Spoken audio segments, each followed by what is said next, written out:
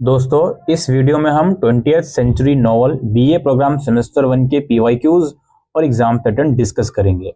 आइए पहले सिलेबस देख लेते हैं ब्रीफली। 3 ही यूनिट इसमें है। जोसेफ कॉनरेड का heart of darkness, D H Lawrence का सन्स एंड लवर्स और वर्जीनिया वुल्फ का मिसेस डॉलोवे। ये 3 ही यूनिट आपकी रहने वाली हैं। आइए चलते हैं इसके पीवाईक्यू और एग्जाम पैटर्न की तरफ। तो पेपर एज यूजुअल 90 नंबर का आने वाला है। इस क्वेश्चन पेपर में 2 पार्ट्स होंगे और पार्ट ए और बी दोनों में हर क्वेश्चन में इंटरनल चॉइस होगी। पार्ट ए में सारे क्वेश्चन करने हैं, 30 नंबर का पार्ट ए है। पार्ट बी में कोई 3 क्वेश्चन करने हैं और 60 नंबर का पार्ट बी है। पहला क्वेश्चन हमारे पास है पार्ट ए का, the white folk incident in heart of darkness. Basically करना क्या है, इसमें 10 मार्क्स का क्वेश्चन है, ठीक है। या फिर comment on the significance of frame narrated in heart of darkness, ठीक है। अच्छा, इसके बाद अगला क्वेश्चन हमारे पास है, analyse the role of Rezia in Mrs Dalloway और critically analyse the title Mrs Dalloway. फिर है comment on the depiction of the miners in Sons and Lovers and analyse the role of the working women in Sons and Lovers. ये part A समाप्त हुआ। फिर है part B, इसका पहला question है, Heart of Darkness exposes the dark side of European imperialism, elaborate.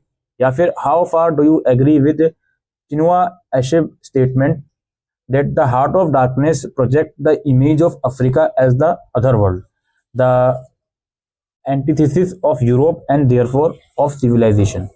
फिर है discuss the depiction of post-war London in Mrs. Dalloway. Do you think the city is one of the character in the novel analyze. फिर है Mrs. Dalloway is a brilliant exploration of the functioning of the memory as a form of repetition. Critically analyze the statement in the light of the text. उसके बाद discuss Sons and Lovers as an autobiographical novel, या फिर Sons and Lover is a novel about Paul's attachment to his mother and his inability to give love to another woman. Discuss. फिर है last question, discuss the portrayal of women in Sons and Lovers और Mrs. Dalloway, या discuss the urban landscape in Mrs. Dalloway. ये PYQ था। आइए एक और PYQ हम डिस्कस करते हैं। तो पैटर्न वगैरह बिल्कुल सेम है। हम क्वेश्चंस पर आते हैं। शॉर्ट नोट, ठीक है।